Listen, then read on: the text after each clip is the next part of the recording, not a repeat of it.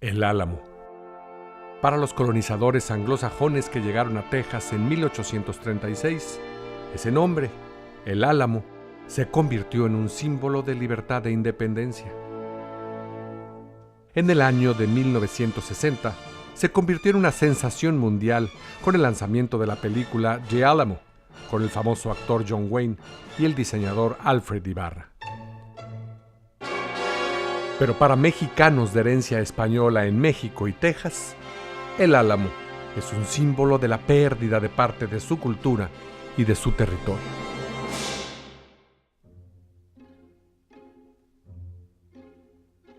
¿Pero qué sabemos realmente del Álamo? ¿Quiénes fundaron esa misión franciscana y de dónde vinieron?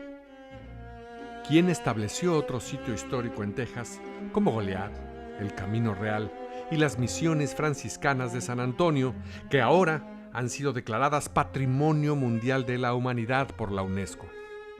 ¿Quiénes fueron los primeros vaqueros en los ranchos tejanos? ¿Y por qué todos los ríos en Texas tienen nombres españoles, a excepción de uno? Texas, escrito con X, ya existía mucho antes de la famosa batalla del Álamo. Era la región en la cual los españoles se establecieron permanentemente en 1718.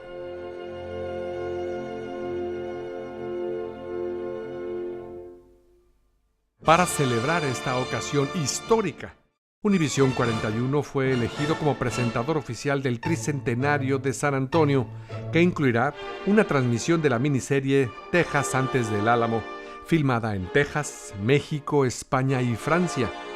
La miniserie se trata de los primeros 50 años de Texas y de sus verdaderos fundadores, mucho antes de que los Estados Unidos fueran ya una nación. A través de la transmisión de Texas antes del Álamo en Univisión, para poder celebrar el tricentenario de San Antonio en el 2018, se comenzará cambiando la perspectiva con respecto al área del Río Grande, donde una frontera que divide a dos países en realidad es un área que cultural e históricamente será relevante para las generaciones futuras. Y así, las generaciones venideras puedan utilizar estos datos históricos para mejorar su comprensión y entendimiento en su relación entre México y los Estados Unidos.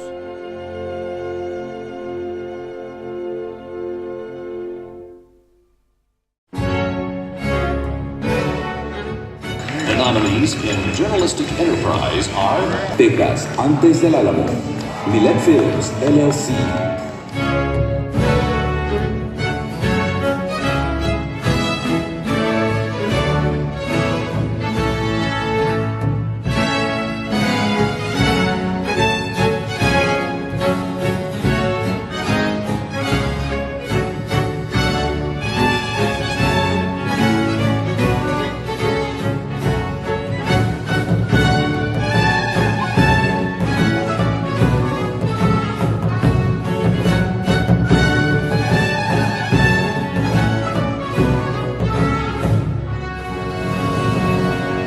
Debe ser una satisfacción para la gente que le gusta la historia en México, que por cierto no es muy conocida.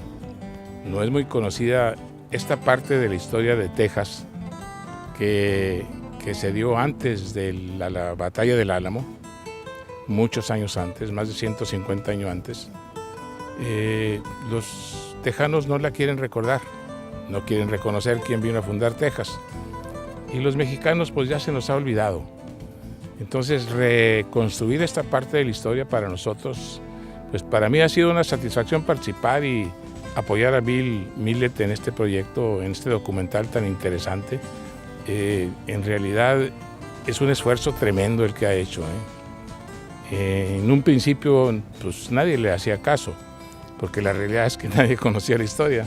Pero con el tiempo se fueron sumando las voluntades de personas y le fueron dando su lugar a Bill y a la historia antes de Texas, que hoy estamos aquí personalmente pues, presente a una de las partes histórica que es la misión de Concepción.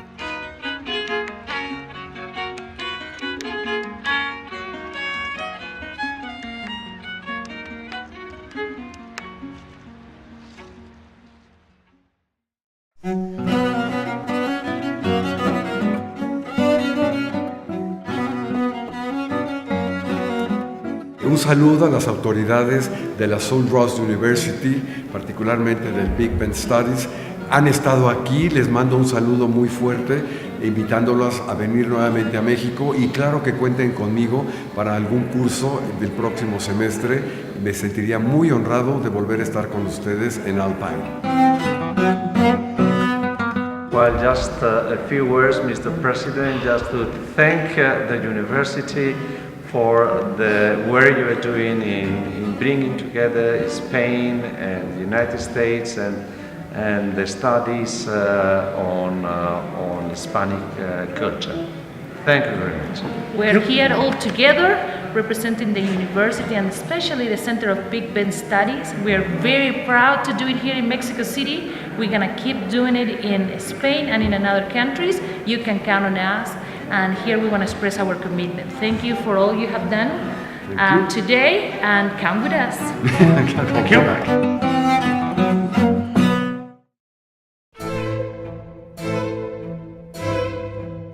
I am very grateful to God's leadership for organizing this event, and I would especially like to thank Gloria Cantu and Joanne Valentin, two of the hardest working sisters that I have ever seen in my life.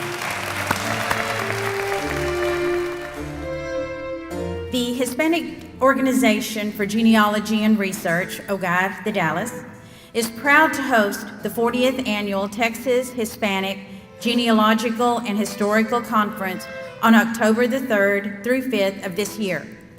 We are grateful to William Millet Productions and Texas Before the Alamo for being a significant conference partner. The theme of the 2019 conference is Honoring Our Ancestors, a 500-year journey back to Hernán Cortés. If you share an interest in tracing your family lineage, you will discover that genealogy and history go hand in hand. Family historians tend to develop a sense of responsibility to preserve the past for future generations and are encouraged to tell their story with precise historical facts. Estamos aquí esta noche para el estreno en Dallas de Texas antes del Alamo. Serie documental de 8 horas de televisión producida por Bill Millet. Pido disculpas de antemano que no hablo español. Sin embargo,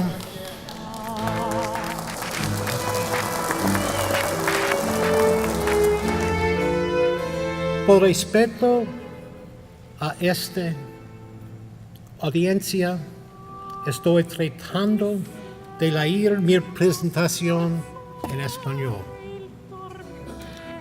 No, I'm not. I was going to try, but it's not working. Fortunately, I have an English translation here. The Univision station in San Antonio premiered Texas Before the Alamo last year. Obviously, we are not going to present all 8 hours tonight. What you're going to see this evening is an edited version that was designed to provide you with the flavor and the significance of the 50-year period of time from 1683 to 1733, a century before Texas became a republic. The series details the important heritage of Spain's influence on the development of what became Texas as we know it today. From the naming of all of the rivers in Texas, to the establishment of missions, the introduction of the Catholic religion, our Spanish heritage is a significant reason for the culture we have in Texas today. It is now my pleasure to introduce another member of the Millet family. John Millet is a renowned artist in his own right and heads the Artist and Visual Arts Department at Trinity Christian Academy. Please join me in welcoming John Millet.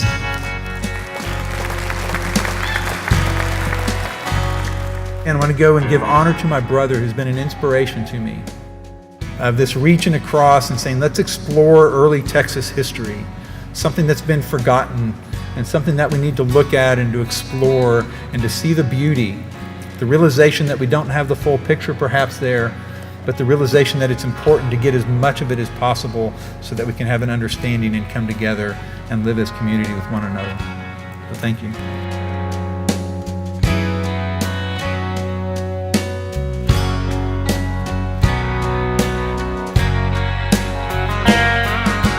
I am the only member of the Bexar County Historical Commission with the right to brag that my ancestors came with Martín de Alarcón.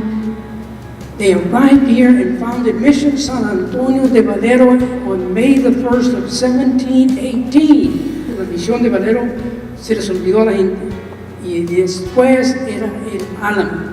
Y mi abuelo, tatarabuelo, 5 generaciones en el pasado, era indio tlaxcalteca.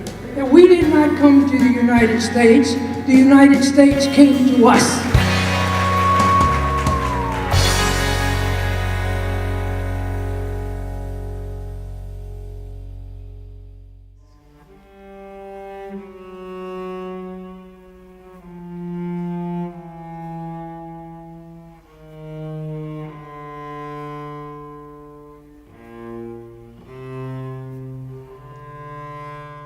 Entonces, profesor, ¿nos podría decir, en tiempo colonial español, digamos en el siglo XVII y siglo XVIII, Texas o Texas, cómo estaba escrito en España y qué era la diferencia entre Texas con X y Texas con J en los documentos españoles en aquel periodo colonial, hace 200 o 300 años? En el siglo XVI, por ejemplo, en aquel valle central que le nombraban México con X, estaba limitado a esa área. Para el fin del siglo XVI, cuando Juan de Oñate tomó posición allá en el norte y le nombraron el Nuevo México con X. De ahí yo creo que puede decir que el ejemplo o el modelo. Texas fue conocido desde el principio, pero no fue ocupado. El último cuarto del siglo XVII, entonces comenzaron a entrar al territorio, a explorarlo, a ocuparlo, a darles nombres, a aplicar nombres españoles a los caminos, a los ríos, a las bahías, etc. La distinción fue Texas con X para la provincia y Texas con J para identificar aquel tribu de los bosques espinosos del exterior de la frontera. O sea, entonces Texas con X ya se empleaba mucho tiempo antes de la independencia de México y, por supuesto, del nacimiento de Texas como república independiente. En Texas, políticamente, del siglo XVIII y después, la actitud fue que los indígenas no tenían derechos absolutamente. En esta época del siglo XXI, no reconocen a los indígenas como naciones, como tribus, como en Nuevo México, en Oklahoma, en Kansas, en Arizona. Los reconocen como tribus, pero aquí no.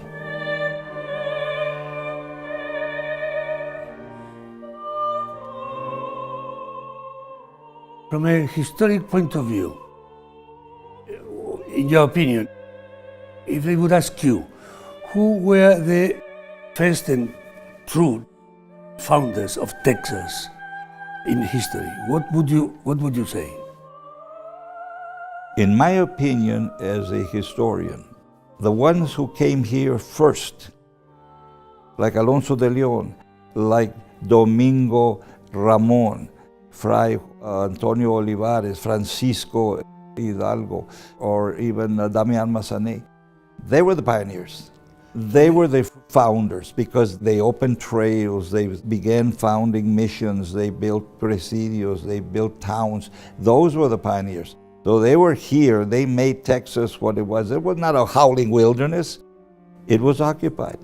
They were here, they were the pioneers. Just like all the Europeans who came and they were doing other things in other part of North America, here were these pioneers doing the same thing.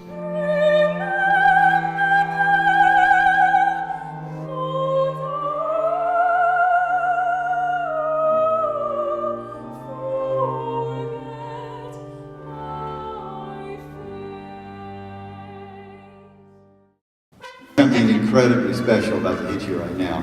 So we're talking about the actress who acted with John Wayne in the original Alamo movie with Cantinflas. Cut! Perfect! Print it! Set up the next shot!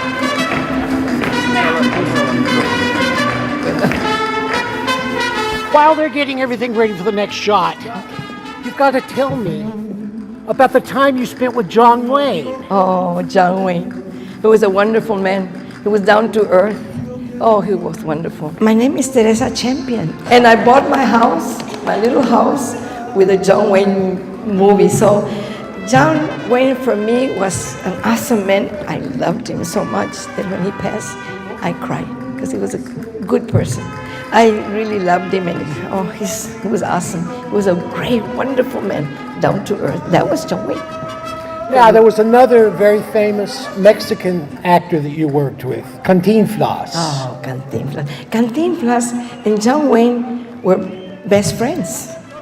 Best friends. So Cantinflas came to see the filming of the movie The Alamo because he couldn't do the movie The Alamo because he was, I think, doing another movie in Mexico City. So he couldn't. But he came to visit, and he saw me dance. And then from that time that he saw me dance, I toured with Cantinflas everywhere, Mexico, Canada, everywhere that he went. Cantinflas, I danced with him because we danced on arenas, and then they put a platform, una tabla, y yo bailaba, y después we finished, we went inside, and then he would come out with the cape. The cape and the little bull was this big. They were little bulls. So he opened his act with my husband, El Curro, that played all the music for the Alamo, and with me, Teresa. And we toured with him for a long time. And so that's how come I knew him. That's wonderful. Through Mr. Wayne. Now, if I could get a mariachi band out here, would you perform? I've never danced with a mariachi.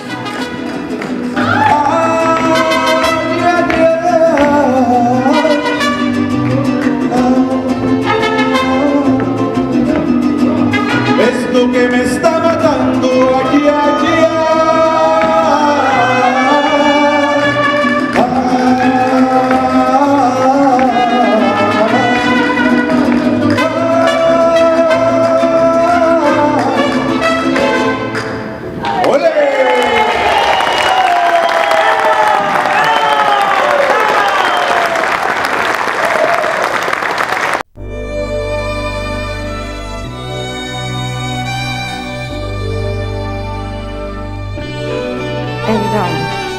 What do you do? I said, I'm a dancer.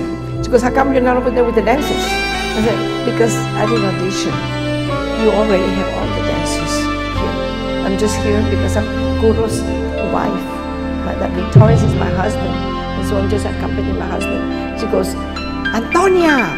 Antonia was a choreographer and the director of the dancers.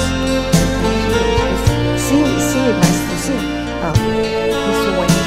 How come she's not dancing? She goes, because we already have all the dancers. The audition, they all have the reports. And he goes, no. He goes, I want, what's your name? I said, Teresa Champion. He goes, I want Teresa Champion to dance. That's the perfect height. Yes, I want her to dance on the table. But Mr. Wayne, Antonia dancer, we already have the dancer for the table because, like I say, I want, what's your name? Teresa Champion, Teresa Champion. Okay, Teresa Champion is going to dance on top of the table.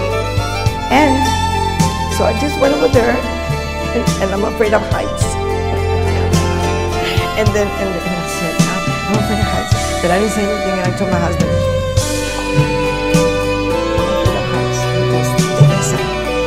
do you want to live all your life in the courts? Courts at that time was housing. Back in the 60s, it was housing. We call it courts, but it was housing. But do you want to live all your life in housing? And I said, no. Do you want to buy a house? And I said, yes. He goes, get up on the table.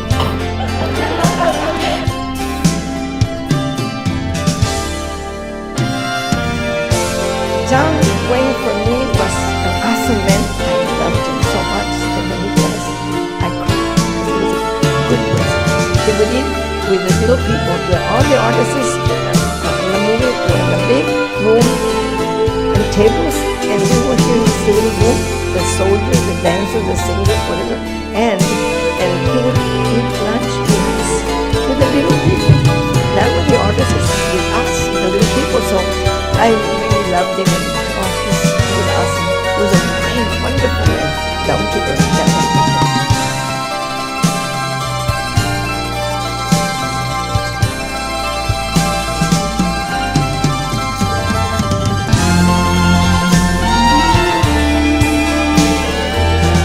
El Archivo General de la Nación resguarda una parte muy importante de la memoria de México.